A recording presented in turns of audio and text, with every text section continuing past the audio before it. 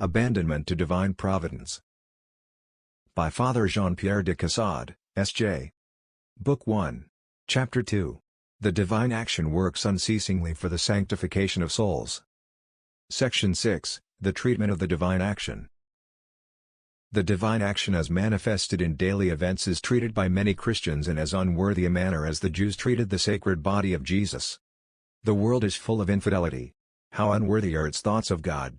It complains continually of the divine action in a way that it would not dare to use towards the lowest workman about his trade. It would reduce God to act only within the limits, and following the rules of its feeble reason. It presumes to imagine it can improve upon his acts. These are nothing but complaints and murmurings.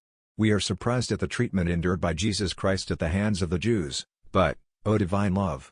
Adorable will! Infallible truth! In what way are you treated? Can the divine will ever be inopportune? Can it be mistaken? But there is this business of mine. I require such a thing. The necessary helps have been taken from me.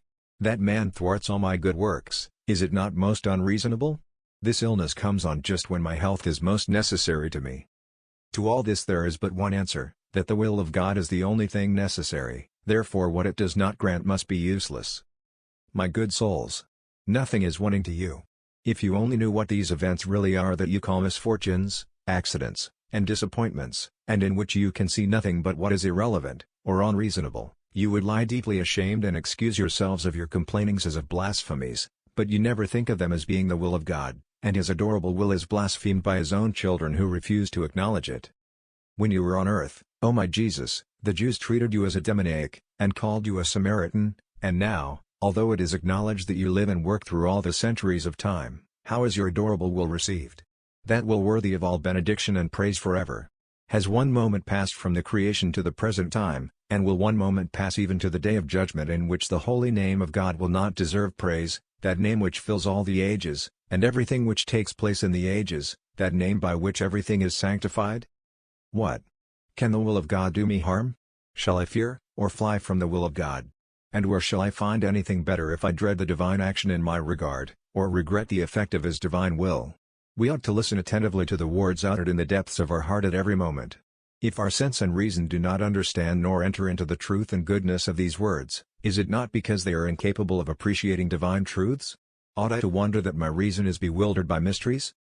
When God speaks it is a mystery, and therefore a death blow to my senses and reason, for it is the nature of mysteries to compel the sacrifice of both. Mystery makes the soul live by faith, for all the rest there is nothing but contradiction. The divine action by one and the same stroke kills and gives life. The more one feels the death to the senses and reason, the more convinced should one become that it gives life to the soul. The more obscure the mystery to us, the more light it contains in itself. This is why a simple soul will discover a more divine meaning in that which has the least appearance of having any. The life of faith is a continual struggle against the senses. Next video, Section 7, The Hidden Work of Divine Love. Thanks.